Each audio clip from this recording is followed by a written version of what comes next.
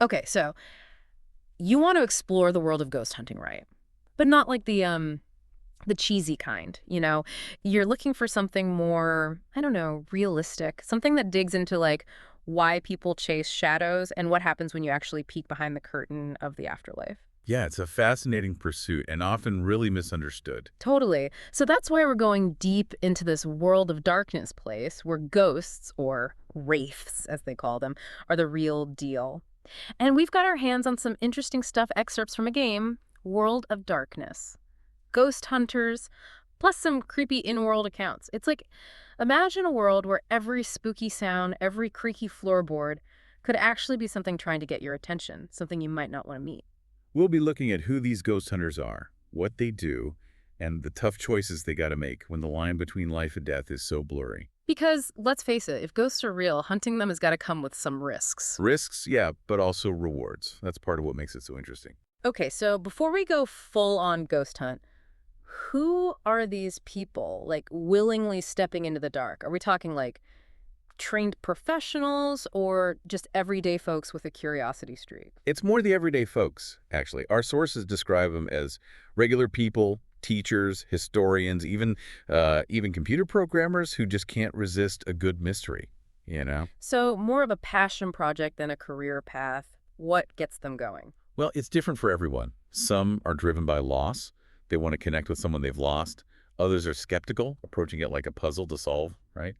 And then there are the true believers, just looking for solid proof that there's something beyond this life. I can see that. I mean, if I knew for sure ghosts were real, I'd probably be tempted to find one, even if it scared me to death. But it's one thing to believe and another to come face to face with a wraith, right? Exactly. And that's where it gets really interesting, because in the world of darkness, these aren't your friendly Casper ghosts. They're more like remnants of souls called wraiths, tied to our world by these powerful things called anchors. Anchors. Like what kind of anchors? Could be anything that meant a lot to the wraith when they were alive. A person, a place, an object. Hmm. Think like a musician who can't let go of their guitar, or a mother who stays near her children's home. So these anchors keep them here, but it's not always a peaceful existence, right? Not always, no. These wraiths, they exist in a mirror world, a twisted reflection of our own, called the Shadowlands. Twisted reflection doesn't exactly sound pleasant. What's it like? Imagine landscapes that shift like dreams, emotions so strong they become like storms, and these terrifying creatures called specters. Specters. Hold on. Even scarier than your average wraith. In a way, yeah, it's like this. Every wraith, they have this darkness inside them from the pain and regret of their past life. A specter is what happens when that darkness takes on a life of its own. So like the evil twin of a ghost. It's a bit more complicated than that. One of the game designers called it like a bad seed inside each wraith. Sometimes it's dormant, but certain things, certain places can awaken it. And when that happens... Things get messy. Yeah, to put it lightly, specters, they want to spread misery. They feed on suffering. From both wraiths and humans, they're a force to be reckoned with. Okay, now I'm properly creeped out. But about these wraiths, are they all the same? Like, is it possible to meet one that isn't totally terrifying? You know, actually, it is. Not all wraiths are created equal.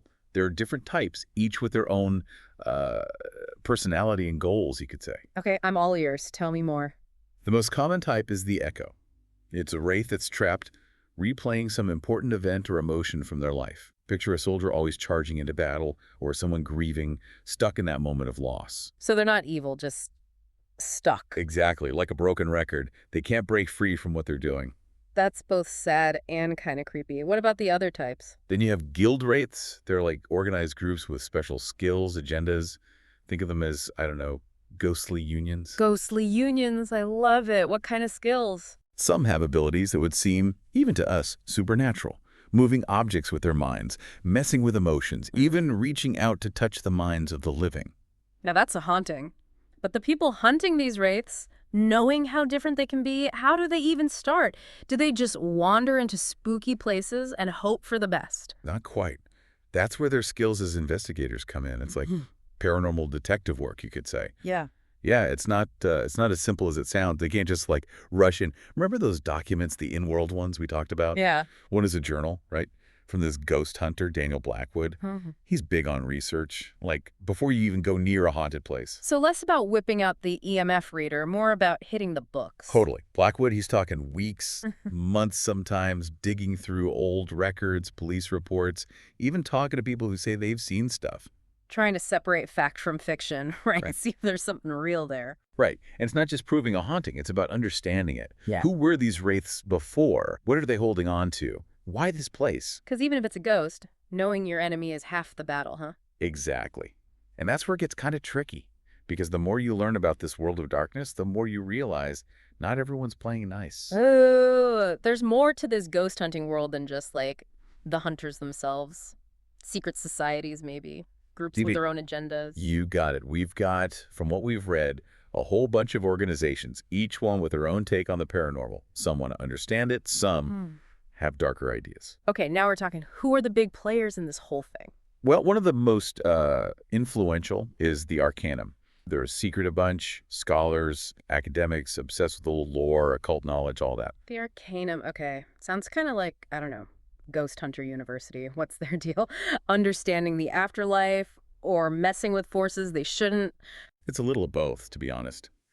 They think of themselves as protectors, guarding this secret knowledge, keeping humanity safe from, the dangers of the supernatural. They have these huge libraries full of ancient books, artifacts, a ghost hunter's dream, really. Okay, now I'm picturing a spooky library with, like, secret passages and books that try to bite you. But are they using this knowledge for good? That's the million-dollar question, isn't it? Their methods can be, let's say, unconventional. They're known to do rituals, summon spirits, even try to bind them to their will. Hold up. Bind them. As in, like, control ghosts. Because that sounds like asking for trouble. It can be, but their whole thing is knowledge equals power. Understand the Shadowlands, and you can protect yourself from it. Okay, I get protecting people, but what about those who want to connect with the other side? To learn from spirits, not control them. That's more the Order of the Silver Cord style. Order of the Silver Cord. Sounds less, I don't know, intimidating than the Arcanum. What's their approach? They're more about the spiritual side. Communication, understanding, instead of trying to, impose their will. They think wraiths, even specters, can teach us things about life, death, the nature of reality, all that. More like, what, spiritual seekers than Ghostbusters? Yeah, exactly. Yeah. Meditation, dream work. They even talk about guided journeys into the Shadowlands to connect with wraiths. Guided journeys into the Shadowlands. Even for a seasoned ghost hunter, that sounds intense. It is, but they say it's worth the risk. The knowledge, the insights you get from those encounters outweigh the danger. Okay, so we've got the scholars, the Arcanum, trying to control the supernatural. We've got these spiritual explorers, the Order of the Silver Cord. What about the folks who just want to prove ghosts are real? Show the world it's not all fairy tales and campfire stories. That's where you get groups like the IGRS, the International Ghost Research Society. The IGRS, yeah, rings a bell. Aren't they the ones with all the cameras, the sensors, trying to get that perfect piece of evidence? That's the one. Data, proof, that's what they're about. Cutting-edge tech mixed with old-school detective work to document hauntings and get that solid evidence. Like the, what do they call it, the Mythbusters of the ghost world? Exactly. They come in skeptical, Yeah. but open to the idea that, hey, maybe there are things out there we can't explain yet. Gotta strike that balance, right? Open mind, but don't believe every spooky story. For sure. But here's the thing. Not every ghost hunting group is on the level, Some are in it for the wrong reasons. Greed, power. Wait, are you saying there are people exploiting the paranormal for their own game? Like shady ghost tours, fake psychics, stuff like that? That, and it gets worse. Yeah. We came across stuff about this group, the Thanatos Institute. They see wraiths as tools, things to be used, even weaponized. Weaponized ghosts? Okay, now that's taking it to a whole other level. The Thanatos Institute, they think the power of the Shadowlands, it can be harnessed, Yeah. used to change things in the real world. Instead of busting ghosts, they want to control them, use them for their own goals. You got it. And they're dangerous. Whatever it takes to reach their goals, even if it puts people at risk. Okay, so we've got a lot going on here. Scholars, spiritualists, skeptics, and now, well, let's call them what they are, villains. But they all have one thing in common, right? This pull towards the Shadowlands, towards the afterlife. That's it. And when you really get into the world of ghost hunting, it's clear it's not just about our fear of the unknown. It's about us, about what it means to be human. Because whether we're talking about ghosts or the people hunting them, it all comes back to that, doesn't it? Trying to understand what makes us human. But what happens after? Speaking of what happens after, you mentioned some ghost hunters use pretty intense methods to connect with the other side, even going into the Shadowlands themselves. What does that even look like? It's not for everyone, that's for sure. One of our sources, Sarah Walker, ex-ghost hunter, she kept audio logs, right? She used meditation, sensory deprivation, even like special herbs to get into this trance so she could cross over. Okay, so this isn't your casual ghost hunt anymore. This is next level stuff. What was it like for her? What'd she see in the Shadowlands? She describes it as shifting, landscapes changing constantly, and emotions. They become like physical things.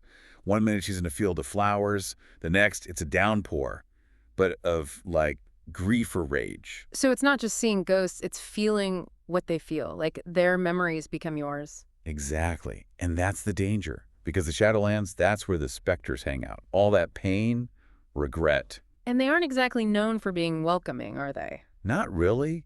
Sarah, she says meeting them, it drains you. Emotionally, even physically. Like having your worst fears, insecurities just thrown back at you. Oof, that's rough. But she kept going back. Why? Some folks, they're looking for answers. Facing their own demons, you could say. Others, they just want to see how far they can push it, what's really out there, beyond the edge of what we know. I guess there's something about the unknown, even when it's scary. There is.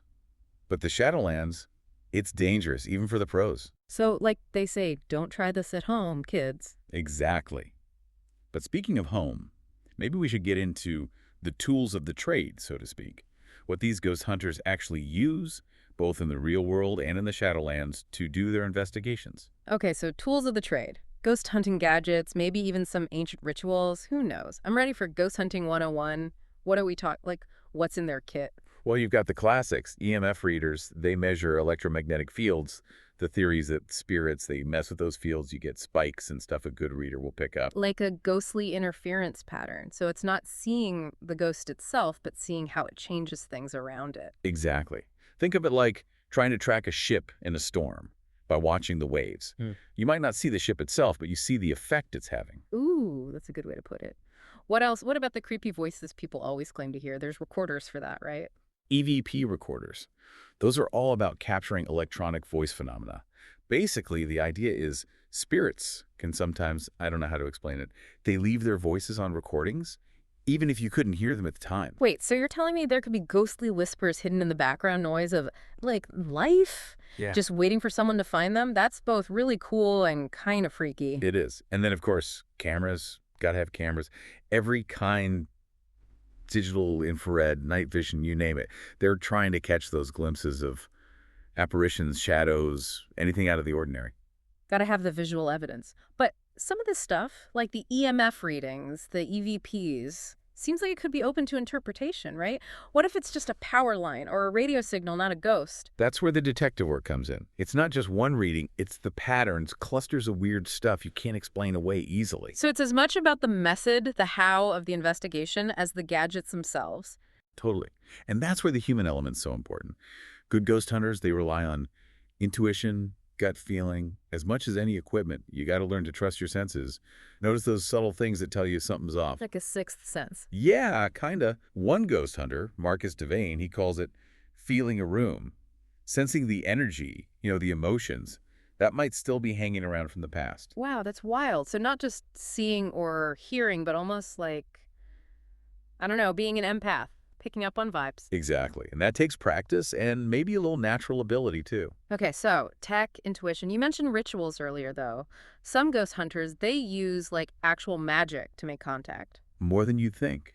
We read about all sorts of stuff, old summoning rituals passed down for centuries, and newer techniques that use psychology, even hypnosis. Okay, now we're getting into some real spooky stuff. What's the goal with these rituals? To force a ghost to appear. Depends on the ritual, really, and who's doing it. Some are about creating a space, like a sacred space, where it's easier to talk to spirits. Others are more for protection, keeping the ghost hunters safe from bad energy, malevolent entities. Setting the stage, so to speak, but messing with that stuff, gotta come with risks, right? Oh, absolutely. One wrong move, one word out of place, and you might just get more than you bargained for. Noted. No summoning circles in my apartment. But let's talk about some actual cases. We've done the theory. Now I want to hear about some real encounters, the good stuff. All right, buckle up. We've got some creepy stories from what we've gathered. How about we start with Blackwood Manor? Blackwood Manor. Okay, even the name sounds spooky. Lay it on me. What happened there? So this case, it was Daniel Blackwood's, the ghost hunter whose journal we mentioned. He was all over this one. According to him, Blackwood Manor, it's drowning in sadness, tragedy. Old family that lived there met a bad end. Nobody knows exactly how. Ooh, mystery. Murder-suicide. Terrible accident. Don't leave me hanging. Blackwood's journal doesn't say for sure, but it hints at something really bad. Something that left a mark on the house, Pain, suffering, even after everyone was gone. Okay, that's the good stuff. What do you find when he investigated? All the usuals, cold spots, voices, things moving on their own. But it was the feeling of the place that really got to him. He said he felt dread, like he was being watched, judged by something he couldn't see. Like the house itself was alive and not too happy about having visitors. Did he ever see an actual ghost or just, bad vibes? He mentioned shadows, figures that disappeared as soon as he saw them. But one time, in the old master bedroom, that's when things went really south. Ooh, I'm hooked. What happened in the bedroom? Blackwood and his team, they were trying to talk to the spirits using a spirit board and an EVP recorder at the same time. You can imagine the mood was tense. Suddenly, the temperature drops. A cold wind blows out their candles. Darkness. Classic haunted house move. Then what? Blackwood, he feels a hand on his shoulder. Ice cold, clammy. He said it was like touching a corpse. He spins around, no one there. And then a voice, but inside his head. No way. What'd it say? Get out. Well, you still can. Ooh, chills. Did they get out? They did. Blackwood never went back, and neither did his team. He said, some places, some doors, better left closed. Words to live by, right? Okay, that was intense. Hit me with another one. I'm ready. All right, this next one's a bit different. It's about a haunted object, an antique mirror that basically became a doorway to the Shadowlands. Haunted mirror. Okay, that's giving me Bloody Mary vibes. I'm here for it. What happened? So this mirror, the Harbinger mirror they called it, belonged to some powerful sorceress back in the day. Used it to talk to spirits, even travel to other realms, or so the story goes. After she died, the mirror, it kept getting passed around, and wherever it went, strange things happened. Bad luck followed. Sounds like a curse object to me. That's what people thought. Anyway, it ends up with this young couple, totally clueless about its history. They hung it up in their bedroom, thought it was just a pretty antique. Big mistake. I bet. What went down? At first it was subtle. Shadows in the reflection, feeling like someone's watching you, the classics. But then... It escalated. There's always an escalation. Right. The wife, she starts having nightmares, this dark figure beckoning from the mirror. She tells her husband, he thinks she's stressed, doesn't think much of it. Then, one night, she wakes up. Husband's gone. What, vanished? Poof. Only thing left is the mirror. Its surface all wavy and one word scratched on the glass. Lost. Okay, that's terrifying. Did they ever figure out what happened to the husband? Nope, he's still missing. The mirror, it ended up with some collector of the weird and creepy, but not before it caused a few more disappearances. Seems like anyone who looked into it, well... Let's just say they learned their lesson the hard way. That's a good reminder to be careful what you bring home with you. Right. Ghost hunting, it's full of these stories that remind us that our world, the Shadowlands, they're closer than we think. And sometimes it's better not to go poking around. Chills, man, chills. This whole deep dive has been a wild ride. I think I'm going to avoid mirrors, A&D haunted houses for the foreseeable future. Probably a good call. Yeah. But even if we ignore it, the Shadowlands, it's still there, right at the edge of things, reminding us that death, it's not the end, just a change, a transition. And some things are better left unknown. Maybe, or maybe, they're an invitation, right? To learn more about ourselves, about what's hidden in the world. Now there's a thought to leave us on. Thanks for joining us for this deep dive into the world of ghost hunting. Until next time, stay curious, but watch your back. You never know what might be lurking just out of sight.